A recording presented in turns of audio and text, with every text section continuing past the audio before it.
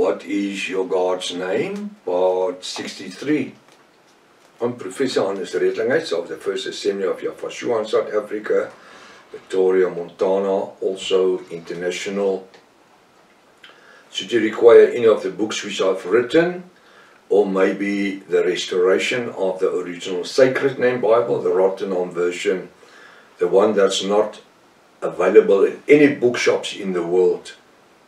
There's a couple available in Texas in America at the Yah movement, or the Sacred Name movement people. They have them, but in no bookshop in the world. I have a couple of copies. Should you require any information, please contact me at my WhatsApp number, +27 international number for the WhatsApp, 0722 367 124. Go to my website, https://yahvah.co.za. If this is the first time that you're about to participate in the study, go to part 1, start from the beginning, because you've missed out on quite a bit of information. It's also very important to subscribe to the channel in order to receive the different messages or studies. Also our TikTok messages.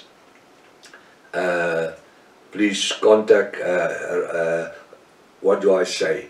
Just sign up with a WhatsApp or with YouTube actually, and then you can receive all the different notifications. Make sure you at least have a 1611 King James Bible ready, pen, paper, and should you require any information about the names that we are using, you can contact me at the above numbers as seen here. I trust that this study is going to be a blessing unto you. In the name above every other name, the name Yafashua, let it be. We are continuing where we left off last week. And his name is One. Now it says, I'm going to say it and I'm going to show capital letters. And the Lord, L-O-R-D, capital letters, in brackets, Yah, Y-A-H, or Yafa, our Elohim, shall be over all the earth. In that day it shall be the Lord, that the Lord is one. L-O-R-D, it's impossible. This is in Zechariah. It's impossible. The word Lord never existed in the Old Testament. It's totally impossible. The word Lord comes from Kyrios and Theos, which is the Greek from the 2nd century. It was Kyrios, Theos, it means sun god, Nimrod, Ra, Zeus. And then only in the 13th century the word Lord was manufactured from the first it was Greek, and then the word Theos, and then Kyrios became Lord. So there was no word as Lord in the Old Testament. Shall be over all the earth, and it in that day shall be. The Lord is one. No. Yafa, our Elohim, is one. And his name is one. Lord is not a name. Lord is referring to the name Baal or Baali, which is a pagan god. Hosea 2 verse 15 and 16 says, you shall no longer call me Lord, L-O-R-D, capital letters, but my husband, my Baali. Verse 16 says, then I will remove the name of the Baals, Baali, from your lips. So Lord could never exist. He says, and he, Yafa, our Elohim, is one, and his name is one, according to Zechariah 14 verse 9. I, Yafa, Shua, and my father, Yafa, are one. John 10 verse 30. How do you like that one? John 10 verse 30. I, Yaphashua, and my Father, Yahweh, are one. Not 2 or 3 different gods, but one. Have we not all one Father? Has not one God, which is called El Yah, Yahweh, El Elohim, created us? Who created us? Yahweh or El? According to Malachi 2 verse 10, Malachi 2 verse 10, please note that the title El, E-L, and Yah, Y-A-H, all capital letters, are all different references to Yahweh, El Elohim, with references to exactly the very same name. So will I strengthen them in Yahweh, El Elohim. The 16:11 says, Lord, and they shall walk up and down in His name. In what? In His name. Lord is not His name. It's a reference to Yahweh is the name. Zechariah 10 verse 12. Which name? Surely not the Roman Catholic creation. Because in Zechariah, the Roman name never existed, because the Roman Empire never existed. Surely not the Roman Catholic creation, the name Lord, but rather the one and only name, known to every Israelite for more than 4,000 years, the name of Yahweh, their Elohim. Hallelujah. We are so privileged in this 21st century, today in 2025, to know Him by His name. Now it says here in Isaiah 52 verse 6, therefore my people shall know my name. I'm asking a question, which name? Therefore my people, which is Israel, shall know my name, N-A-M-E. Which name? Therefore shall they in that day, they shall know that I am. Who? I am He that speaks. Who? Yahweh. Behold, it is I. Who is I? Yahweh your Elohim. According to Isaiah 52 verse 6. Praise the name of Yahweh. Hallelujah. And those who knows your name, Yahweh your Elohim, will put their trust in you for you. Now he says Lord. It's not Lord. How can it be Lord? Lord never exists. For you, Yahweh, or Yah. If I want to use a shortened version, Yah, Y-H-H. Yahweh, Yah. I don't just like the initials. I like the full name. Yahweh, our Elohim. Have not forsake those who seeks you, Yahweh your Elohim. According to Psalms 9 verse 10. In the following part of our study, it's important to note the different research and information regarding the proof of the letters V and W. V and W. Now you must fasten your seatbelt. The New Testament and the name Jesus. Was it Isos, I-E-S-O-U-S in Greek? Isis, I-S-I-S, also Isis, spelled the same way. Was it Jesus, J-E-S-U-S, or Yaphashua? Now this is what we're going to find out. Now I want you to listen to what the restoration of the original Sacred Name Bible says.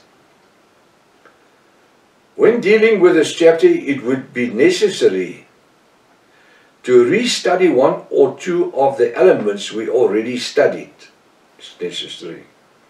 This chapter will take us into the revelation of how, when, and why the Roman Catholic Church created the name Isios, of Isis, and later the name Jesus. The name Jesus wasn't created in the 2nd century. When they created the name Isos, or Isis, you can give it two ways. They changed the name from Yahweh to the sun god, Isis. Who were who? The sun god. Egyptian times was called Ra. In the Greek, the sun god. In the Greek time it was called Zeus, the sun god. In the Roman time it was the Greek god became Isis, the sun god. And Isis became the reference referring to Yahweh as the son of the Father. Isis, the sun god. And from between 100 and 127 AY after Yahweh to 1530 when Protestantism originated, the Roman Catholics never referred to a Jesus. That's not one Roman Catholic Bible in the whole of the Vatican. And go and ask the Pope, he must tell you. There's not one Roman Catholic Bible that used the name Jesus or obtained the name Jesus from the time between 100 and 127, well, call it the 2nd century, up to the 16th century, 1530. Not one. Then they created the letter J in order for the first time in history to create the person, Jesus. Supposed to be Yahweh, supposed to be Isis, because suddenly the son Isis just vanished in thin air. Isis. So Yahweh became Isis. Yahweh became Isis, who became Jesus. Where there was no J in the Greek or in the Hebrews up to the 16th century. 1524 I think is the date. I will give you the right date exactly as we continue. And you know what? Don't believe me. Go on the internet. Just type in, when did the name Jesus originate? Or just when did the letter J originate? Don't say that Jesus, and I say 2,000 years ago. Just ask when the letter J became known. Take a seatbelt or two, because you will fall out of your chair. And I hope it will open your eyes if you are curious enough to go and seek for the truth. Test the truth. Test the things that I'm teaching you here. Test it by the Word and the Ruach Spirit. When reading the following scriptures, I will use the restoration of the original Sacred Name Bible, the Rotterdam verses, and in brackets, I will show the corrupted names which were created by the Roman Catholic Church throughout the ages, translated into 300 different English Bibles. Did you hear that? From the purpose of the study, I will use the King James 1611 Bible for your own benefit. This will give you the perspective of how they have changed the original words and name of Yahweh Al Elohim. Let us read Matthew 1 verse 21 to 23. Matthew 1 verse 21 to 23. And she that is not Mary, Miriam, because Mary is a Greek name. She was a Hebrew lady. Even in the Quran, the Muslim Bible, Islam Bible, it states that Jesus' mother's name was Miriam. They say they know more than the Christians does. But the Christians is not the Protestants. The Christians, and people doesn't know it, is the Catholics. The Protestants is a totally other group. And the Charismats and the Protestants are total different groups to the Christians. Christians were the Roman Catholic Church who originated 34 AY. That's why it was called the Roman Catholic Church. Roman State Church, Empire Church. Catholic means united and Church means universally. She's universally the mother of all churches. That's why for 27 years, the last 27 years, I don't belong to no church or denomination or organization. I teach and preach what the Word shows. And if I'm wrong, prove me wrong by the Word. Verse 21, and she, that's Miriam, shall bring forth a son. Capital S, son. And thou shalt call his name Yahshua. The angel could have never said to Miriam, you must call his name Jesus. From that time, for the next 1,600 years, there was not a name like Jesus. Prof, how can you be so certain? Well, there was no letter J in the Greek or the Hebrews for that 1,600 years. It's only in the 16th century when the letter J was created in order to change the name, which was Yahshua, which was changed to the Greek name Isos in the 2nd century, which was changed to the name Jesus in the 16th century. So the angel could never have said to Miriam, you must call his name Jesus. Can you remember we dealt with this sometimes in the study sometimes ago when Saul was walking the road of Damascus and the light overshadowed him, overshone him, and the Bible says, and Yahshua spoke unto Saul in a Hebrew language. In English never existed. He spoke to him in an English language. Did the Greeks exist? Yes, of course it does. 300 years before Yahshua, the Greeks, go look, the Greek Empire exists. Babylon, Median Persia, Greece, then Rome. The Roman Empire actually drawn the Greek language from the Greeks.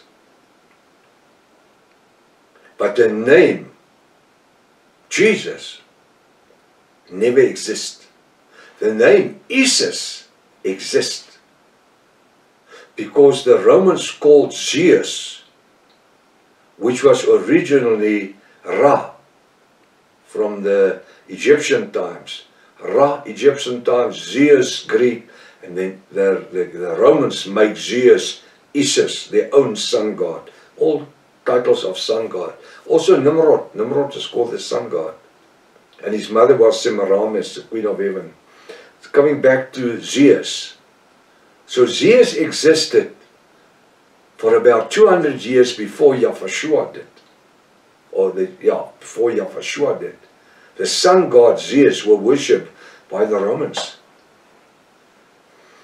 And then when the Roman Catholic Church that was originated 34 AY after Yahshua, the state church, Roman Catholic Church, was originated, came to life to pressurize the bride of Yahshua, the Yahwist, because the gospel of Yahshua was overspreading the world. So much so that the Roman Empire feared overtaking of the empire by the Yahwist. And that's why for 1,500 years the Roman Catholic Church murdered 150 million Yahwist and Hebrew people, trying to eliminate the name Yahshua. Burning any script, any manuscript, any book, anything they could lay their hands on to prove that there was a Yahshua. Somebody had an argument with me a year or what ago, and he says, just prove me one manuscript that the name Yahshua and Yahweh existed. I say, you won't find one manuscript, because your forefathers, the Catholics, burned it all. They got rid of it all as they were killing 150 million Yahwist. It wasn't Christians, because the Roman Catholic Church was called Christians. Yahwist. Bride of Yahshua. and Hebrew people that confessed the name of Yahweh and Yahshua. Hallelujah. I'm so thankful for Dr. Joseph Briand Rotterdam, who from a 1611 King James Bible that he converted to the restoration of the original Sacred Name Bible with all the ancient original Hebrew names in it. One man that had the guts to stand up for the kingdom of Yahweh. And tonight I salute you for what you've done. Putting in our hands something that we can teach from, which we can study.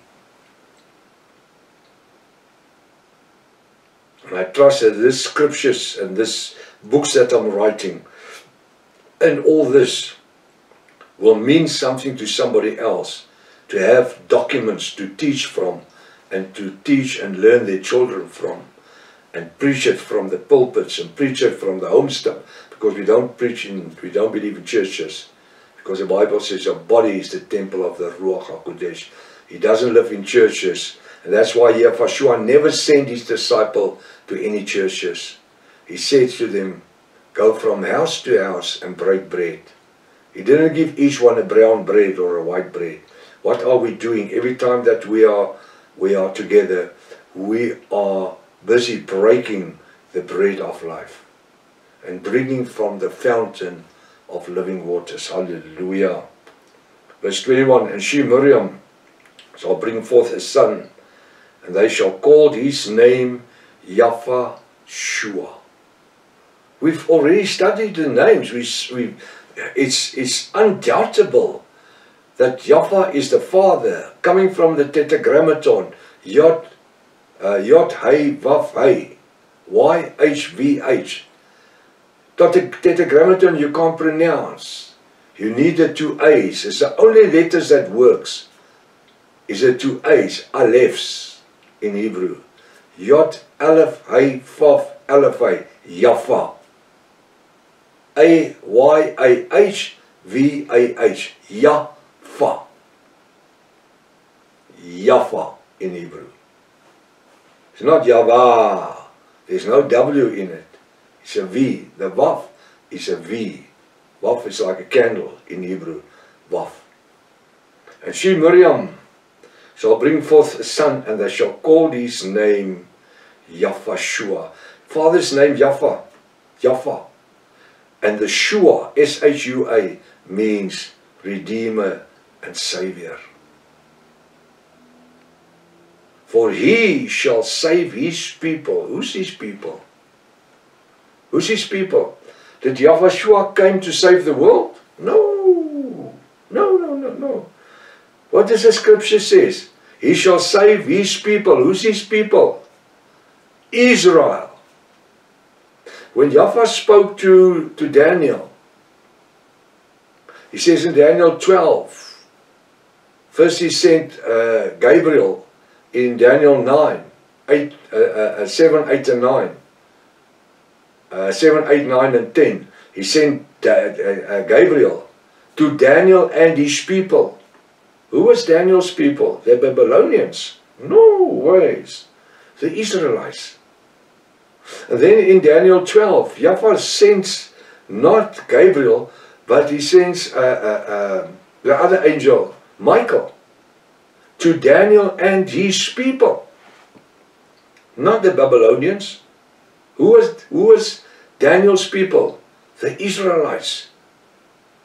So when the angel spoke in Matthew 1:21, he says, and she, Miriam, shall bring forth a son, and they shall call his name Yahshua, for he shall save his people. Who's his people? The Gentiles. No. Yahshua never had intentions to come for the Gentiles. He was saved by his Father for his people. And I've explained it before. 3 years were the time that Yahshua ministered on the earth. 2 years of the 3 years. From where we immersed by John the Immerser in the Jordan River, from there he ministered only to his people, Israel. 2 years. He comes and he says, don't feed your bread to the little dogs. Who were the little dogs? It's not a dog with a tail. It's not a dog with a tail. It was the Gentile people. They were referred to as dogs. Then Yahushua was riding the donkey on his way to Jerusalem to confirm his kingdom. The people were throwing their clothes down before the ass, the donkey, and they had palm trees, shouting, Hosanna, Hosanna for Yahushua, who was coming in the name of his Father. Now, if Yahushua were glorified there, if he has reached Jerusalem, they would have accepted him as the King of Kings and Israel's Messiah. And then Yahweh the Father turns the donkey away. The next thing we see Yahushua is where he's standing at the pit with a Gentile woman. And he said to the Samaritan woman, give me water. She says, how come that you, who are a Hebrew man, speaking to me, who's a Gentile? She was of a mixed race. Because she also refers to her forefathers, which was Abraham, drank from the same well. Yahushua asked her water. And then he just continues, if you give me water, I shall give you some water. She said, but how can you give me water? You don't even have a container. Yahushua said, this water I'm going to give you, well, you don't need a container. It will become a fountain of living water that will spring from within, upwards, outwards. That's the everlasting life. He was offering that Gentile woman not water to drink in a cup or in a mug or a container. He was offering her the everlasting life. That which was now sealed unto the nation of Israel. Israel's eyes were closed and their ears were sealed, not to accept Yahushua as the Messiah. But the Gentiles, right there and then, when they spoke to that Gentile woman, his ministry for the last year of his 3 years would change only to the Gentiles. He will preach the gospel unto the Gentiles. That's why the word says, Yahweh says that those who were not, I gathered myself a nation of those that were not circumcised by the flesh, but who were renewed by the mind. Mind, my soul's dimension. No longer Yahushua, Yahweh the Father, needed the blood of animals, where the high priest will sacrifice an offering unto himself first for his sins, but he would have a lamb, blamelessly, with no defect, who would also become the high priest, a savior for the Gentiles. From that day at the well, speaking to the Gentile woman, giving her water of eternal life, up till today in 2025.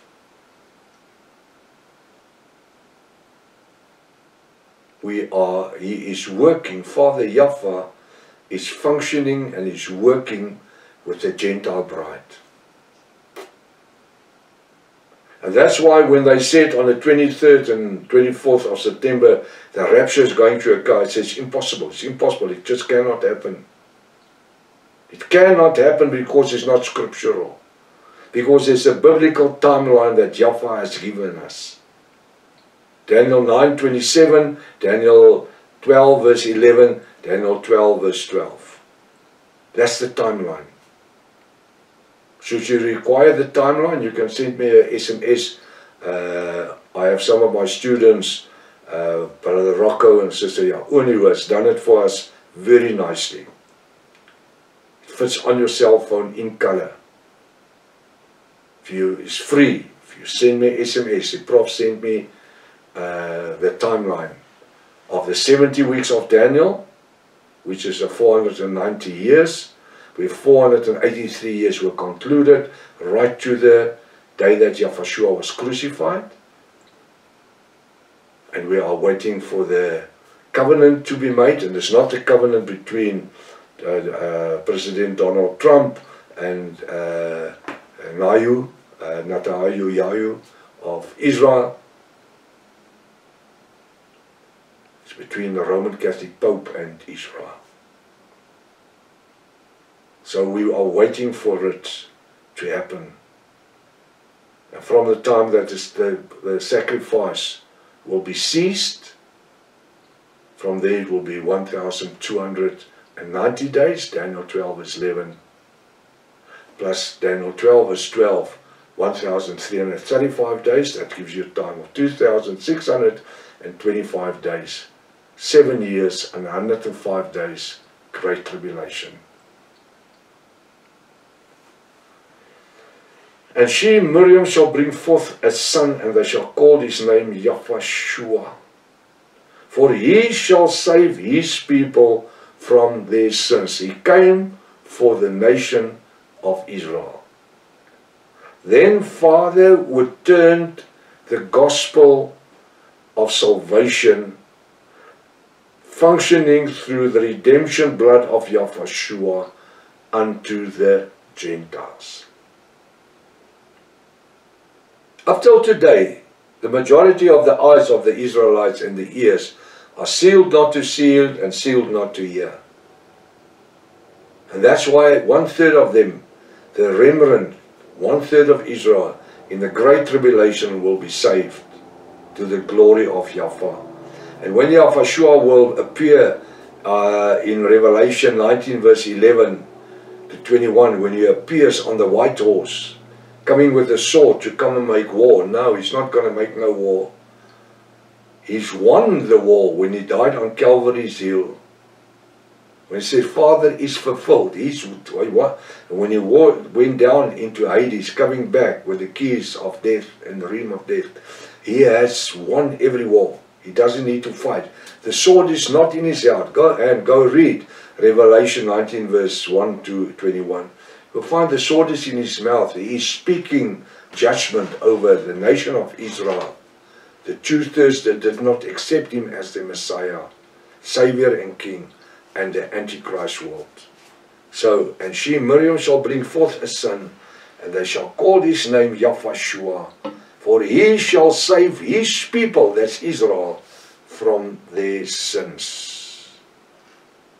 Just bear with me a couple of seconds. When reading the scripture, we realize that the message of salvation was originally meant for his people, that's Israel, and not the lost world.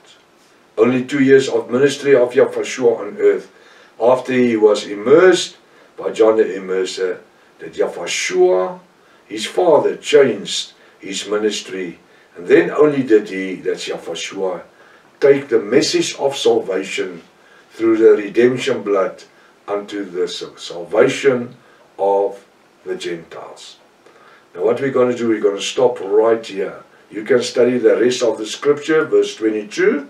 That's of course Matthew 1 verse 21 to 23. Study the next two scriptures, or you can do the whole chapter and see what the word says. Till next week, if his Father's will, Maranatha. Yahushua is coming back again. Hallelujah.